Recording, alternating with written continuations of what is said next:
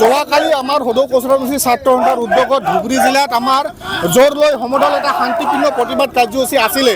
এই প্ৰতিবাদ কাৰ্যসূচী আমাৰ যি অসম চৰকাৰৰ পুলিচ তথা বিজেপি চৰকাৰ বিজেপি নেতৃত্বাধীন চৰকাৰ কৰে আমাৰ যি জনজাতিকৰণৰ পৃথক কম্পিউটাৰৰ দাবীটো মানে আমাক ডাম্পিং কৰি ৰখাৰ কাৰণে আমাৰ দাবীটো নস্যাৎ কৰাৰ কাৰণে তেওঁলোকে আমাৰ যি শান্তিপ্ৰিয় প্ৰতিবাদকাৰীক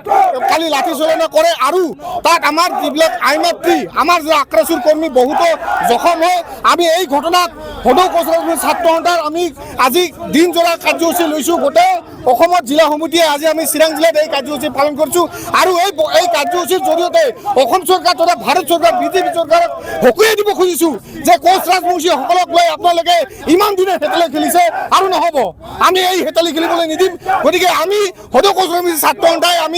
আমি পন্থা লৈছোঁ যে আমি যদি এই ঘটনাৰ উচিত তদন্ত তথা যিগৰাকী নীলা দলে SP তেওঁ যদি ছাছপেনশ্যন নহয় তেতিয়া অসম জুৰি এই আন্দোলন হ'ব আৰু আমি গোটেই অসম জুৰি বন্ধ কাৰ্যসূচী ঘোষণা কৰিম। এই ইয়াত আমি বিজেপি নেতৃত্বাধীন BTCত যি নিৰ্বাচন আহি আছে গতিকে আমি BTC কোচ ৰাজবংশীসকলে আমি আহ্বান কৰিম যে BTCত এইবাৰ বিজেপিক আপোনালোকে এবাৰ কিবা কৰক যে বৰ্জন কৰক যে বিজেপি ভোট বিজেপিক ভোট দিয়া বঞ্চন কৰা আমাৰ কোচ ৰাজবংশীসকলক আহ্বান কৰিছোঁ।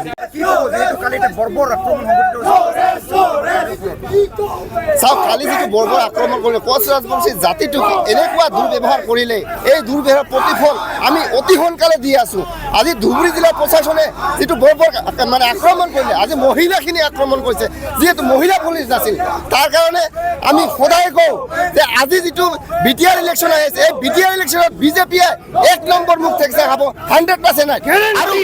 আৰু আমি কোচ ৰাজবংশী জাতিটোৱে একত্ৰিত হ'ব লাগে যাতে আমি এইবাৰ BTR ইলেকশ্যনত আমি